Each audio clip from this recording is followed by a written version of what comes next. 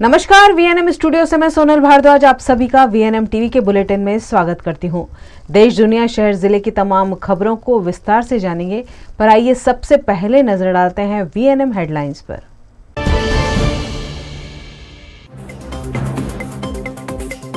आज से 2 दिवसीय मिशन गुजरात पर जेपी नड्डा, मोरबी में किया भव्य रोड शो।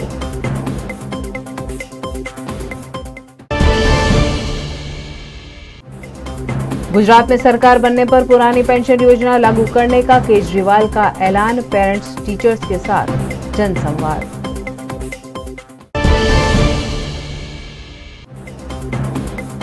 और वडोदरा के सरकारी अस्पतालों में ओपीडी समय में नहीं हुआ बदलाव, सरकार के निर्णय से डॉक्टर असहमत। भारतीय जनता पार्टी के राष्ट्रीय अध्यक्ष जेपी नड्डा विधानसभा चुनाव के चलते 2 दिवस के गुजरात दौरे पर हैं। इस दौरान उन्होंने सौराष्ट्र में भारतीय जनता पार्टी की वाहवाही की। गुजरात में साल के आखिरी में होने वाले विधानसभा चुनाव की तैयारियां जोरों पर हैं। बीजेपी अध्यक्ष जेपी नड्डा के 2 दिनों के गुजरात दौरे के दौरान कई कार्यक्रम हैं। जेपी नड्डा ने राजकोट में जनप्रतिनिधि सम्मेलन को संबोधित किया। इसके बाद उन्होंने मोरबी में विशाल रोड शो और गांधीनगर में वीरांजलि कार्यक्रम में हिस्सा लिया, जिसमें हजारों की संख्या में लोग उनके साथ रोड शो में शामिल हुए। भारतीय जनता पार्टी के अध्यक्ष जेपी नड्डा ने मंगलवार को विपक्ष पर निशाना साधते हुए कहा कि कुछ लोग ऐसे हैं जिन्होंने हमेशा किसानों के नाम पर राजनीति की है। 2 दिन के दौरे पर आज गुजरात पहुंचे नड्डा ने कहा कि बीजेपी ने किसानों को समझकर उनके दर्द को कम करने का काम किया है। मैं पूरे विश्वास के साथ कह सकता हूं कि सिर्फ बीजेपी नेता ही जनता के बीच जा सकते हैं। और आपने देखा होगा, वैक्सीनेशन की खिल्ली उड़ाई जा रही थी। वैक्सीनेशन के बारे में पूछा जा रहा था, प्रमाण मांगा जा रहा था। कई बोलते थे कि वैक्सीनेशन लगाओगे तो जीवन में ये हो जाएगा, वो हो जाएगा। कोई प्रमाण मांगता था कि इसका क्लिनिकल ट्रायल कितना हुआ है। मैं पूरे विश्वास के साथ कह सकता हूं कि सिर्फ बीजेपी नेता ही जनता के बीच जा सकते हैं और कह सकते हैं कि हमने आपके लिए काम किया है। जनता पार्टी का एक बहुत बड़ा पक्ष है, वह है सेवा कार्य का, मानवता की सेवा का, जिसको हम लोगों ने करके दिखाया है।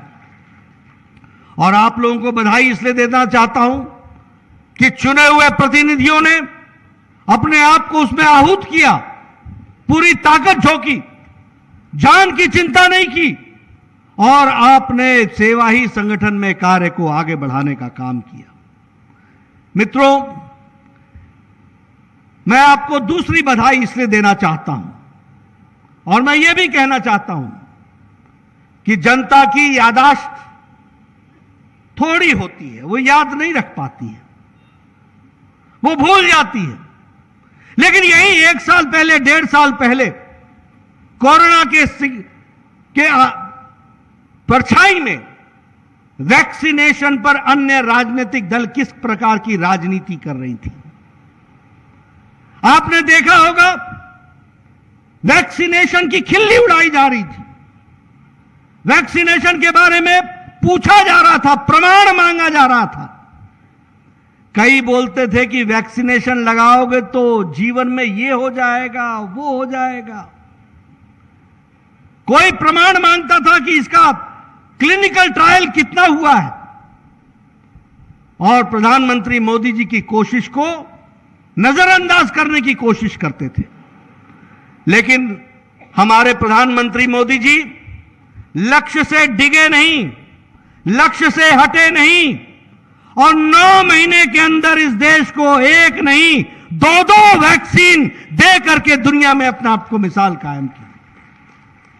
और आपने 217 करोड़ डबल डोज, साथ में बूस्टर लगा करके मोदी जी की जो सुरक्षा की भावना थी उसको साकार किया है। इसके लिए मैं आपको बधाई देना चाहता हूं। मित्रों, ये छोटी घटनाएं नहीं है, मैं इसलिए आपको याद दिला रहा हूं। मैं पूर्व में स्वास्थ्य मंत्री रहा हूं, ऑन रिकॉर्ड लाना चाहता हूं, और कांग्रेस वाले जो हमारे सोशल मीडिया में बात करते हैं उनको बताना चाहता हूं इस देश में चिकन पॉक्स की दवा 25 साल लग गए भारत आने में। ट्यूबरक्लोसिस की दवा 25 साल लग गए दवाई को आने में। लेप्रोसी की दवा को 30 साल लग गए आने में। टेटनस की दवा को 28 साल लग गए इस देश में आने में। पोलियो की दवा आने में 27 साल लग गए इस देश में। और मोदी जी ने 9 महीने के अंदर एक नहीं दो भारतीय स्वदेशी इंजेक्शन बना करके आप लोगों को देने का प्रयास किया है। और आप लोगों ने वैक्सीनेशन में जो योगदान किया लोग भूल जाएंगे, लेकिन मैं याद दिलाना चाहता हूं कि पिछले वर्ष 17 सितंबर को आपने एक दिन में 2 करोड़ से ज्यादा लोगों को वैक्सीनेशन लगाने में अपना योगदान किया था। और इस वर्ष आपने एक दिन में 17 तारीख को आप सब लोगों ने 1 लाख से ज्यादा ब्लड डोनेशन के कार्यक्रम में शिरकत की है। इसके लिए भी मैं आपको बधाई देना चाहता हूं। मित्रों, मैं अपने चुने हुए प्रतिनिधियों को इसके लिए भी बधाई देना चाहता हूं। हम अमृत काल में अमृत महोत्सव मना रहे हैं, लेकिन आप लोगों ने 20 करोड़ से ज्यादा घरों पर हर घर तिरंगा लगाने में जो आपने योगदान किया है, उसके लिए भी मैं आपको बधाई देना चाहता हूं। ऐसी राष्ट्रीयता की भावना ओत-प्रोत हमने आज तक नहीं देखी थी, जो आज मोदी जी के नेतृत्व में हमको देखने को मिली है। और इसके लिए भी मैं हर घर तिरंगा को बधाई देना चाहता हूं। उस कार्यक्रम में अपना योगदान किया है। मित्रों, हमने लोकसभा तो जीती ही है, 303 लोकसभाएं तो जीती ही। आपके आशीर्वाद से, मोदी जी के नेतृत्व में देश ने अपना आशीर्वाद रखा। हमने यहां भी 26 की 26 लोकसभाएं जीती। हमने 182 में से 112 सीटें जीती। हमारे 112 विधायक बने। लेकिन मैं आपको इस बात के लिए बधाई देना चाहता हूं कि आपने नगर पालिकाओं में भी कोई कसर नहीं छोड़ी और उसमें भी आपने जीत हासिल कराई। इसके लिए भी आपको बधाई देना चाहता हूं। आम आदमी पार्टी के सुप्रीमो अरविंद केजरीवाल आज वडोदरा आए और उनके एयरपोर्ट आगमन के साथ ही मोदी मोदी के नारे लगे, जो देश भर में चर्चा का विषय बने। आम आदमी पार्टी के कर्ता धर्ता और दिल्ली के मुख्यमंत्री अरविंद केजरीवाल आज मंगलवार को वडोदरा पहुंचे। जैसे ही केजरीवाल वडोदरा एयरपोर्ट के बाहर निकले, वहां मौजूद लोगों ने मोदी मोदी के नारे लगाना शुरू कर दिया। यह सब तब हुआ जब आपके कुछ कार्यकर्ता केजरीवाल का स्वागत कर रहे थे। मोदी मोदी के नारे लगते देख आप कार्यकर्ता भी केजरीवाल केजरीवाल चिल्लाने लगे।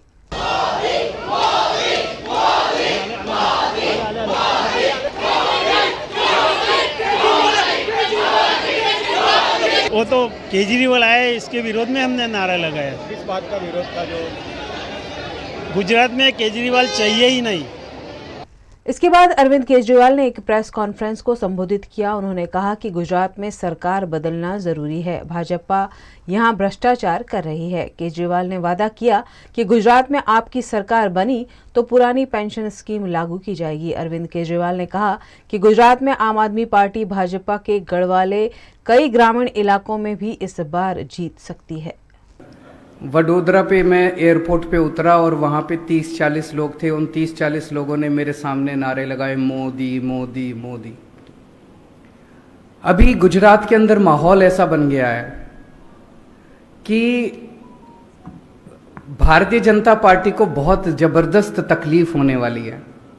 कहते थे कि इनकी 66 सीट ऐसी है अर्बन एरियाज में जहां बीजेपी कभी नहीं हारी, ऐसा क्या कहा जाता था।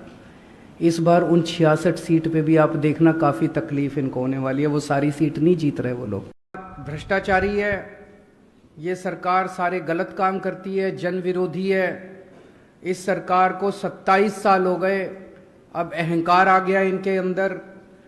एक बार इनको हटाना बहुत जरूरी है। हम आप लोगों से एक ही मौका मांग रहे हैं। ये तो बार बार आके आपको कहते हैं एक मौका और दे दो, एक मौका और दे दो। हम तो अगली बार आएंगे तो आपसे यही कहेंगे कि अगर अच्छा काम किया है तो ही हमें दोबारा लाना, वरना मत। ये दोनों पार्टियां हमारे खिलाफ इकट्ठी हो गई हैं। ये दोनों पार्टियां खूब मेरे को गालियां देती हैं। केजरीवाल कमीना है, केजरीवाल झूठा है, केजरीवाल आतंकवादी है, केजरीवाल ये है, केजरीवाल वो। दोनों की भाषा भी एक है, दोनों के शब्द भी एक हैं, दोनों पार्टियां मिलके मेरे को गालियां दे रही है। मेरा कसूर क्या है? मेरा यही तो कसूर है कि हम गुजरात के लोगों की भलाई की बात कर रहे हैं और ये दोनों पार्टियां मिलके खूब जबरदस्त तरीके से हमारा विरोध कर रही हैं। फॉरेस्ट गार्ड प्रदर्शन कर रहे हैं। अभी वीडियो देखा जिसमें खाकी वर्दी वाले खाकी वर्दी वालों के खिलाफ लड़ रहे हैं। ये अच्छी बात नहीं है। फॉरेस्ट गार्ड प्रदर्शन कर रहे हैं, नेशनल हेल्थ मिशन के वर्कर्स प्रदर्शन कर रहे हैं, एलआरडी वेटिंग वाले प्रदर्शन कर रहे हैं, वीसी प्रदर्शन कर रहे हैं, गांव गांव से वीसी आए हुए हैं, टीचर्स प्रदर्शन कर रहे हैं, किसान प्रदर्शन कर रहे हैं। ऐसे लगता है जैसे सारा गुजरात सड़कों के ऊपर है। इन सभी साथियों से, इन सभी दोस्तों से, भाइयों बहनों से मैं निवेदन करना चाहता हूं, उनको आश्वासन देना चाहता हूं, आपके जितने भी मुद्दे हैं, जैसे ही आम आदमी पार्टी की सरकार बनेगी हम आपके सारे मुद्दों का समाधान करेंगे। માનનીય કેજરીવાલ સાહેબે આવો નિર્ણય લીધો તો અમે લોકો ધન્યવાદ કરીએ છીએ, પણ સાથે સાથે સરકારે જેમ સમજવું હોય એમ તાત્કાલિક ધોરણે સમજીને તાત્કાલિક ધોરણે જૂની પેન્શન યોજનાનો નિર્ણય લે, ફિક્સ પગાર પ્રથા નાબૂદ કરે, ગ્રેડ પેના જે પેન્ડિંગ મુદ્દા છે એ વિષયમાં સરકાર હકારાત્મક નિર્ણય લે એવી અમારી છેલ્લી સરકારને વિનંતી છે। अरविंद केजरीवाल के वडोदरा आगमन पर एयरपोर्ट पर लगाए गए मोदी मोदी के नारों पर वडोदरा महानगर पालिका के पूर्व मेयर भरत डांगर ने अपनी प्रतिक्रिया दी। સ્વાભાવિક છે, વડોદરા એ સંસ્કારી નગરી છે અને વડોદરા ખાતે આદરણીય મોદી સાહેબે વર્ષો સુધી પરિશ્રમ કર્યું છે। આ સમર્પિત ભાવ સાથે કરેલા કામનું વળતર વડોદરાવાસીઓએ આપ્યું છે। એ ક્યારેય કોઈ પણ રેવડીવાળી વાતોમાં આવ્યા વગર માનનીય મોદી સાહેબ પર વિશ્વાસ કરે છે। આનો અહેસાસ આપના રાષ્ટ્રીય સંયોજકને વડોદરાની જનતાએ કરાયો છે। ત્યારે મને લાગે છે હવે એમની આંખ ખુલશે, એમને ધ્યાનમાં આવશે કે ગુજરાતમાં ભાજપ અને ગુજરાત એકબીજાના પર્યાય છે, કારણ કે વિકાસ જંગતું આ ગુજરાત છે, સુશાસન જંગતું ગુજરાત છે અને માનનીય મોદી સાહેબને પ્રેમ કરતું આ ગુજરાત છે। ત્યારે ગુજરાત પ્રત્યેની તમારી નફરતને વડોદરાના નાગરિકોએ ઉજાગર કરી છે। આમ આદમી પાર્ટીને જે જાકારો આપ્યો છે આ તો માત્ર શરૂઆત છે। હજી આગામી દિવસમાં ગુજરાતના દરેકે દરેક જિલ્લાના નાગરિકો આ જ પ્રકારે જાકારો। गुजरात सरकार ने राज्य में स्वास्थ्य सुविधाएं बढ़ाने के लिए सरकारी अस्पतालों की ओपीडी समय में बदलाव किया है, लेकिन वडोदरा के सरकारी डॉक्टर इसे मानने के लिए तैयार नहीं हैं। गुजरात राज्य में स्वास्थ्य सुविधाएं नागरिकों के लिए नाकाफी साबित हो रही हैं। ऐसे में विधानसभा चुनाव को ध्यान में रखकर गुजरात सरकार ने सभी सरकारी अस्पतालों में शाम के वक्त की ओपीडी शाम के 5 बजे की बजाय 7 बजे तक चलाने के निर्देश दिए हैं, लेकिन वडोदरा के एसएसजी और गोत्री अस्पताल में डॉक्टर्स एसोसिएशन इस निर्णय का पालन करने के लिए तैयार नहीं है। उनका मानना है कि प्रैक्टिकल रूप से यह संभव नहीं है। इस मामले एसएसजी के सरकारी डॉक्टर्स ने प्रबंधन को आवेदन भी दिया है, जिस पर एसोसिएशन के सुप्रिंटेंडेंट डॉक्टर रंजन अय्यर ने जानकारी दी। सरकार श्री का परिपत्र हुआ है। बड़ौदा और बड़ौदा के आजू बाजू के जिलों में रहने वाले नागरिकों के लिए ओपीडी टाइम बढ़ाने का उनका सुझाव और हुक्म है। पहले ओपीडी 9 से 1 बजे तक चलती थी और दोपहर को 3 से 5 बजे तक चलती थी। उसके बजाय अभी सुबह ओपीडी 9 से 1 बजे तक और शाम को ओपीडी 3 से 7 बजे तक की चलाने का हुक्म आया है। इससे फायदा ये होगा कि दूर दराज से आने वाले मरीजों के लिए ओपीडी की सेवाएं ज़्यादा वक्त तक उपलब्ध रहेगी और अगर कोई किसी कारणवश अपने वक्त से या अपनी किसी और व्यस्तता के कारण हमारे ओपीडी पुराने ओपीडी टाइमिंग्स के दौरान आ नहीं सकता था तो उसके लिए 2 घंटे एक्स्ट्रा सरकार श्री ने हमको ओपीडी चलाने के लिए बताया गया है। हालांकि कोई स्टाफ एक्स्ट्रा नहीं है तो उसी स्टाफ से मुझे ये एक्स्ट्रा टाइम का अरेंजमेंट करना है, जो कि हम कर रहे हैं। डॉक्टरों का एसोसिएशन है जीएमटीए, जूनियर डॉक्टर एसोसिएशन का एसोसिएशन है, जूनियर डॉक्टर एसोसिएशन, उन्होंने तो इनका अपोज किया है। उन लोगों ने लिख के दिया है और ये बता भी दिया है एक आवेदन पत्र से कि हम हमारे पुराने वक्त के मुताबिक ही काम करेंगे। एडिशनल ओपीडी आवर्स के लिए हम लोग कोऑपरेट नहीं करेंगे, जो कि मैंने हायर अथॉरिटी को इन्फॉर्म किया है और हम लोग उनके साथ कुछ वाटाघाट कर रहे हैं ताकि जो भी सरकारी हुक्म हुआ है उसकी तामील हो सके। वडोदरा के सरकारी अस्पतालों में फिलहाल तो ओपीडी पुराने समय के हिसाब से ही चलाई जा रही है और दबाव बनाने पर सरकारी डॉक्टर आंदोलन और हड़ताल पर उतरने का मन भी बना रहे हैं। गुजरात के वडोदरा दौरे पर आए अरविंद केजरीवाल ने सरकार से पीड़ित अभिभावकों और शिक्षकों से जनसंवाद किया। गुजरात विधानसभा के चुनाव नजदीक हैं। विधानसभा चुनाव के चलते राष्ट्रीय नेता लगातार गुजरात पहुंचकर नागरिकों के बीच जा रहे हैं। आम आदमी पार्टी के राष्ट्रीय संयोजक अरविंद केजरीवाल आज गुजरात के वडोदरा शहर आए और उन्होंने यहां वडोदरा के शिक्षकों और अभिभावकों से जनसंवाद करते हुए उनकी समस्या को जानने की कोशिश की। अभी हमारी जो पर डे हमारी जो वेतन बोलते हैं या भी सेवा है 266 रुपीज ओनली है। हम घर घर जाके पढ़ाते हैं। कोरोना काल में हमने घर घर जाके एक एक बच्चे को ढूंढ के पढ़ाया है। कोरोना काल में जब महामारी चल रही थी तब गवर्नमेंट ने हमारी सैलरी जो 8,000 थी वो डायरेक्ट 5,000 कर दी। इतना हमारा शोषण हो रहा है अभी भी और हम ऐसे ही बोल रहे हैं कि भी समान काम समान वेतन और मिनिमम मिलना चाहिए जो मजदूर का जो होता है। Yesterday we met the Honorable Chief Minister of Gujarat and we met his Honorable Secretary and we submitted a memorandum requesting him to consider the amendments in that. So I would request a good sir to throw light on some of the amendments that we have sought from the Honorable Chief Minister of Gujarat, namely to fix an upper limit for the self-financed schools. Now, when the cutoff was fixed, it was about 20,000 rupees. Now the schools are charging about 1.25 lakhs.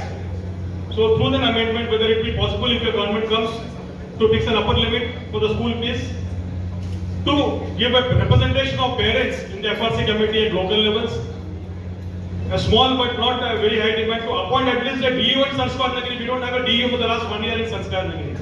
ये लोग सोचते हैं ये देश इतना कमजोर है कि धमका देंगे तो यहाँ पे शिक्षा पे संवाद नहीं होगा। शिक्षा पे संवाद भी होगा। स्कूल भी अब गुजरात के ठीक होंगे, प्राइवेट स्कूल भी ठीक होंगे, सरकारी स्कूल भी ठीक होंगे, बच्चों का भविष्य भी बनेगा। ये रोक सके तो रोक ले। पिछले 7-8 साल में दिल्ली में हमने बहुत काम किए, लेकिन अगर कोई पूछे तो एक काम जिससे सबसे ज्यादा मुझे संतुष्टि मिलती है और मुझे लगता है कि मरने के बाद जब मैं ऊपर जाऊंगा और भगवान मुझसे पूछेगा कि तूने पृथ्वी पे क्या किया, तो मैं भगवान को कहूंगा मैंने बच्चों के स्कूल ठीक कर दिए।